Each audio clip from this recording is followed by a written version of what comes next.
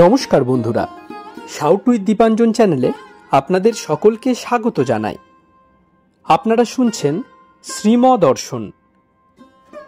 শ্রীমদর্শন 16টি খণ্ডে সম্পূর্ণ। ভগবান শ্রীরামকৃষ্ণদেবের অপার অনুগ্রহে এই গ্রন্থের প্রথম ভাগের প্রথম সংস্করণ 1366 বঙ্গাব্দে ও ইংরেজির 1960 খ্রিস্টাব্দে প্রকাশিত হইয়াছিল। তদবধি ভক্তগণের চাহিদাতেই একের পর এক সংস্করণ প্রকাশ করা সম্ভব হইতেছে। শ্রীমদর্শনের মূল আবেদন, গৃহে বাস করিয়া কি প্রকারে দেবভাবে জীবনযাপন করা যায়, কিভাবে বেদ বর্ণিত উপায়ে সুখ দুঃখ সমভাবে গ্রহণ করিয়া সংসারে শান্তিতে বাস করা সম্ভব হয়। এই পুস্তকে আছে পরমহংসদেবের ও মায়ের কিছু নূতন কথা, আর স্বামীজি প্রমুখ অন্তরঙ্গ সন্তানদের কথা, আর আছে কথামৃতকার দ্বারা কথামৃতর ব্যাখ্যা এবং শ্রীরামকৃষ্ণ জীবনালোকে উপনিষদ, গীতা, ভাগবত, পুরাণ, বাইবেল আদি শাস্ত্রের আলোচনা। আপনারা শুনছেন স্বামী নিত্যাত্মানন্দ বিরচিত শ্রীমদর্শন। আজ ৭৯তম পর্ব। আসুন আজকের পর্বটি আমরা শুরু করি।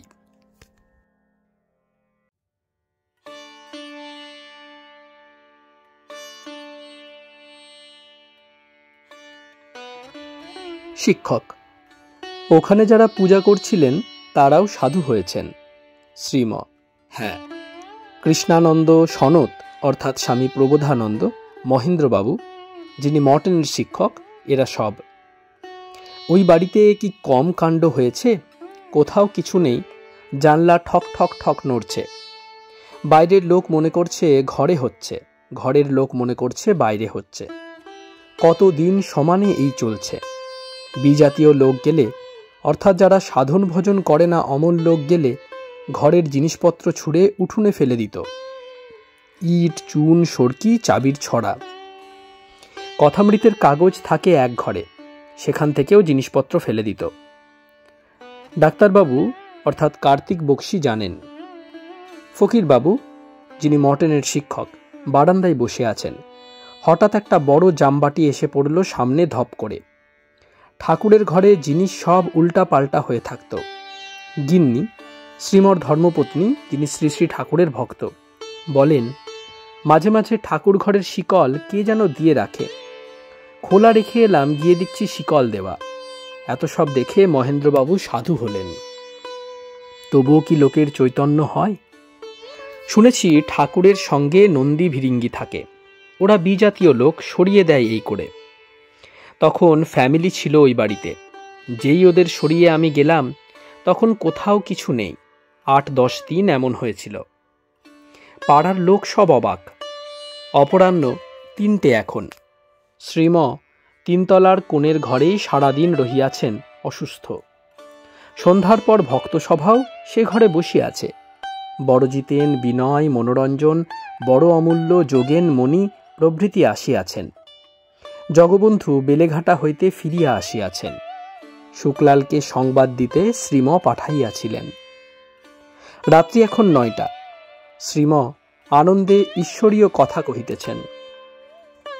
শ্রীম ভক্তদের প্রতি: অবতার এসে বললে কি শোনে লোক? লেপার্ড লেজারাজ একজন ছিলেন, ব্যাঙ্কোয়েট একজন ধনীর বাড়িতে। মহাব্যাধিগ্রস্ত লেজারাজ দাঁড়ে দাঁড়িয়ে ভিক্ষা চাইলে, কিন্তু দিলে না। ক্ষুধায় সে মরে গেল। তাকে স্বর্গে আব্রাহাম কোলে তুলে নিলেন। ধনীরও তারপর মরণ হলো, সে নরকে গেল। সেখানে তার জল পিপাসা পেয়েছে, সে জল জল বলে চিৎকার করছে। আর্তনাদ শুনে লেজারাজ জল দিতে অগ্রসর হলো। আব্রাহাম বললেন, ওগো তুমি যাচ্ছ কোথায়? স্বর্গ থেকে নরক দেখা যায় বটে, কিন্তু যাবার উপায় নাই, ইম্পসিবল। ধনী তখন অনুরোধ করলে, তুমি আমার একটি উপকার করো, পৃথিবীতে গিয়ে আমার আত্মীয়দের বলে এসো স্বর্গ নরক আছে। ইনি কাপড় বগলে করে রওনা দিচ্ছেন। আব্রাহাম আবার বললেন, তুমি এই কথা বলতে গেলে ওরা তোমায় ইম্পোস্টার অর্থাৎ প্রবঞ্চক মনে করবে। অবতার এসে বলে গেলেন, শুনলে না কেউ, আর তোমার কথাই হচ্ছে। অবতারের কথাই শোনে কে? বেলুর মঠের আম ঠাকুর বাড়িতে ভোগ দেওয়া হইয়াছে। ভক্তগণ সেই প্রসাদ লইয়া বিদায় লইলেন। রাত্রি 10টা।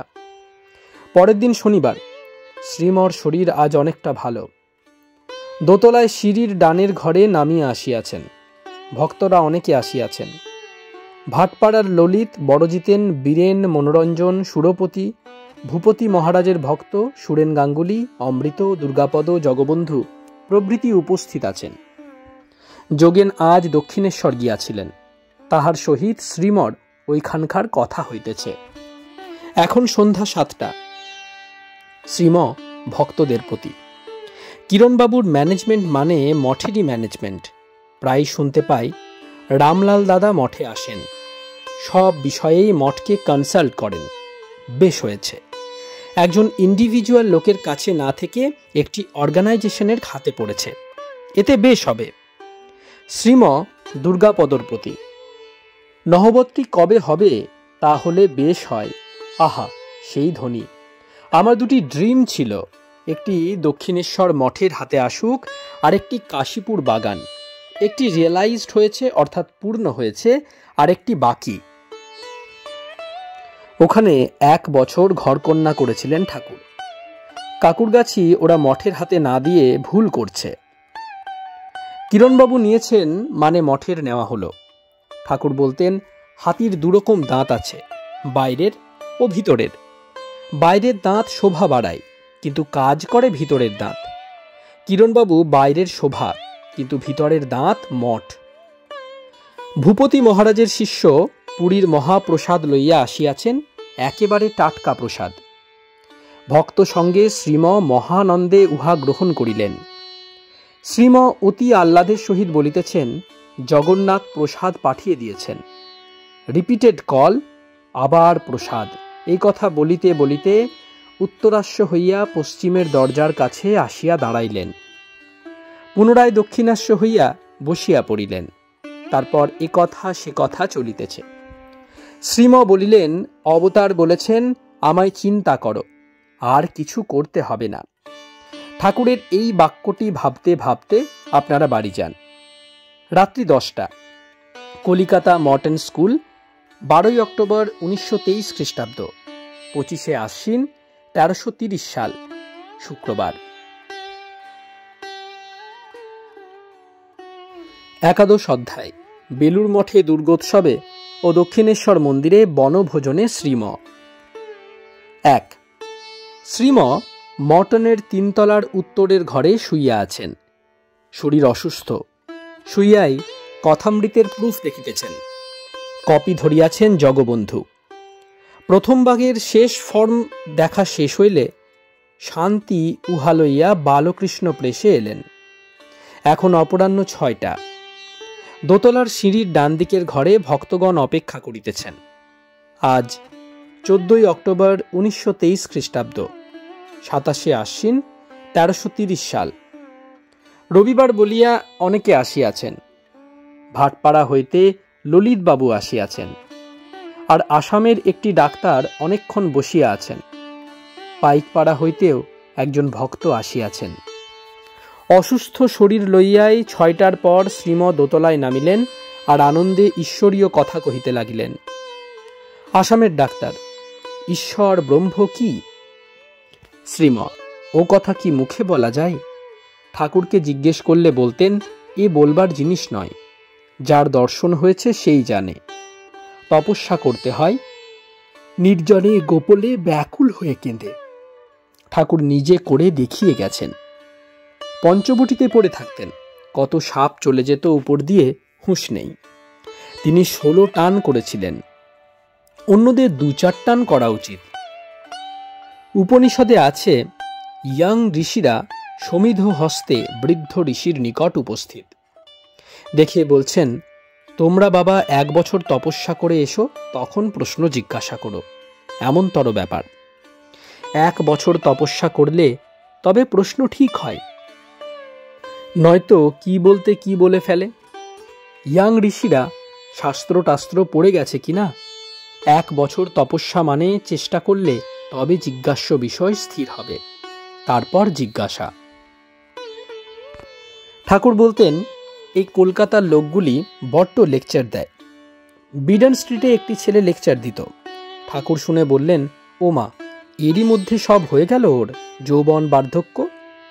লেকচার দিলে শুনবে কে? শশধর পণ্ডিত ছিলেন একজন। ঠাকুর তাকে জিজ্ঞাসা করেছিলেন, তুমি নাকি লেকচার দাও, আদেশ পেয়েছ কি? তিনি উত্তর করলেন, না। তবে তোমার কথা শুনবে কে? ঠাকুর বললেন, এমনতর কাণ্ড। ঠাকুর বলেছিলেন, ভগবান দর্শনের পরও যারা কাজকর্ম করেন তারা কেবল তার আদেশে করেন। যেমন নারদ, শুকদেবাদি। শুকদেব নারদের নিকট শুনলেন ভগবান বলছেন শুকদেব পরীক্ষিতকে ভাগবত শোনাবে, তবেই তিনি ভাগবত শুনিয়েছিলেন। তাতে সকল জীবেরই কল্যাণ হল। আদেশ যিনি পেয়েছেন তার এসব কর্ম করলে দোষ নাই। আদেশ পেলে মূর্খের কণ্ঠে সরস্বতী নিবাস করেন। যিশুর কথা শুনে 12 বছরের ছেলে তখন বড় বড় পণ্ডিতরা অবাক হয়ে গেছিলেন। আর জুদের বড় বড় ডক্টররা বলেছিলেন, is not this the carpenter's son? Whence then hath this man all these things? Never man spake like this man, for he taught them as one having authority. ছুতোর জোসেফের এই নিরক্ষর ছেলের এত জ্ঞান কোত্থেকে এলো? সব অলৌকিক ব্যাপার। শুক্লাল, শচী, যোগেন ও ছোট ললিত একসঙ্গে গৃহে প্রবেশ করিলেন। শ্রীম শুক্লালের প্রতি কোয়েশ্চেন হয়েছিল, কি কাজ করব? ঠাকুর শুনে বললেন, কাজের তো শেষ নেই। কাজ করা চিত্তশুদ্ধির জন্য। চিত্তশুদ্ধি সামান্য কাজেই হতে পারে, তাহলে কি দরকার বেশি করে? গুরু যে কাজ করতে বলেন তা করলেই বন্ধন মুক্ত হওয়া যায়। কাজের তো অন্ত নাই, একটার পর আরেকটা আসছে। সাকসেস হলে আরও উৎসাহ হয়। এই করে করে হঠাৎ একদিন চলে গেল, আর কিছুই হলো না। কর্ম তো অনন্ত, আর অনন্তকাল থাকবেও। গুরু যা বলেন তাই আমাদের করা উচিত। ডাক্তার ও বিনয় প্রবেশ করিলেন। একটু পরই বীরেন আর অমৃত আসিলেন। শ্রীম নবাগতদের প্রতি। ছোকরারা 2-1 পাতা ইংরেজি পড়ে ডিউটি করে, আর কার ডিউটি কে করে তার নেই খোঁজ। ও দেশে অর্থাৎ ওয়েস্টে একটা কথা আছে, ডাইং ইন হারনেস। ঘোড়া খাটতে খাটতে লাগাম শুদ্ধ হঠাৎ মরে গেল, মানে কাজ করতে করতে মরে গেল। ম্যাক্স মুলার হিবার্ট লেকচারে সমালোচনা করেছেন এই কথার। কি বাহাদুরি ওই কথা বলা! ঋষিরা যা বলে গেছেন, ব্রহ্মচর্য, গার্হস্থ, বানপ্রস্থ ও সন্ন্যাস, এইসব কি মিথ্যা হলো? বানপ্রস্থ কি সুন্দর, সব ছেড়ে শুধু তাকে কিসে লাভ হয় সেই কাজ করছে। ঋষিদের বাক্য সব সত্য। ম্যাক্স মুলার এখানকারই লোক। ঠাকুর ওকে ওদেশে পাঠিয়েছেন ঋষিদের ধর্ম ওদেশে প্রচার করবেন বলে। ঠাকুর কি শুধু ইন্ডিয়ার জন্যই ভাবছেন? ইউরোপ, আমেরিকার জন্যও ভাবছেন। সবই তো তার। তাই ম্যাক্স মুলারকে ওখানে রেখেছেন। শুনতে পাই আজকাল জার্মানির বেটার মাইন্ডস ইন্ডিয়ার দিকে দৃষ্টি করছেন। আসামের ডাক্তার আমতা আমতা করতে করতে, তাহলে আমাদের জীবনের উদ্দেশ্য ভগবানকে লাভ করা। শ্রীম ঠাকুর বলতেন, ঈশ্বর দর্শনই মনুষ্য জীবনের সর্বশ্রেষ্ঠ উদ্দেশ্য। অনেকে হ্যালুসিনেশন বলতো ঠাকুরের দর্শনাদিকে। ঠাকুর মাকে জিজ্ঞাসা করায় মা বললেন, তা কেমন করে হয় বাছা? আমি যা বলি সে সবই যে মিলে যাচ্ছে। জগন্মাতা ঈশ্বর ঠাকুরকে দর্শন দিয়ে যেসব কথা বলেন, ঠাকুরের মুখ দিয়ে তা যে মিলে যাচ্ছে, বাস্তব হচ্ছে, তাহলে আর কি করে মনের ভ্রম বলা যায়? আসামের ডাক্তার, আমরা কত ধন্য, এদের শ্রীমুখে এসব কথা শুনছি। শ্রীম ধন্য কি শুধু এক রকমে? বিবেক চূড়ামণিতে আছে, প্রথম ধন্য মনুষ্য দেহলাভ, দ্বিতীয় মুমুক্ষুত্ব, ঈশ্বরের জন্য ব্যাকুল, তৃতীয় এই দেশে জন্ম, যেখানে পথে ঘাটে রাস্তায় বেরোলেই উদ্দীপন হয়। এই দেখুন না, কাল অর্থাৎ বিল্লষষ্ঠী থেকে এই কলকাতা শহর কৈলাস সদৃশ হয়ে যাবে। গলিতে গলিতে জগদম্বার পূজা। কলকাতা এখন স্বর্গ সদৃশ হয়ে যাবে। আর কত মহাপুরুষ এই দেশে, রাস্তায় ঘাটে সর্বত্র সাধু দর্শন হচ্ছে। তাদের দেখলে ভগবানকে মনে পড়ে, আর কোথায় পাবে জগতে এটি?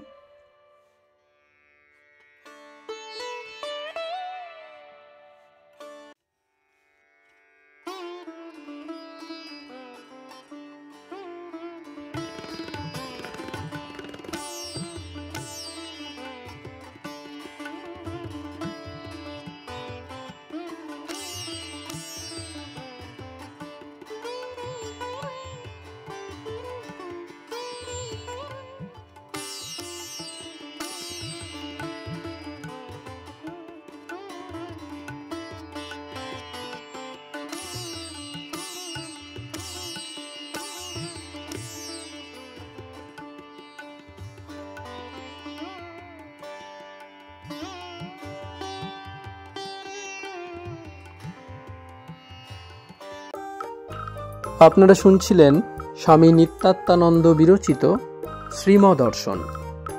আজ ৭৯তম পর্বটি আপনাদের কাছে পরিবেশন করলাম। আমাদের ভিডিওগুলি কেমন লাগছে আমাদের জানান। কোনো সাজেশন থাকলে অবশ্যই জানাতে পারেন। আমাদের ভিডিওগুলি লাইক করুন, আপনাদের বন্ধুবান্ধব ও পরিবার পরিজনদের মধ্যে ভিডিওগুলি শেয়ার করে দিন। আমাদের শাউট উইথ দীপাঞ্জন চ্যানেলটি সাবস্ক্রাইব করুন এবং প্রতিনিয়ত আপডেট পাওয়ার জন্য বেল আইকনটি অবশ্যই প্রেস করে দেবেন। অনেক অনেক ধন্যবাদ। নমস্কার, ভালো থাকবেন। জয় ঠাকুর, জয় মা, জয় স্বামীজি।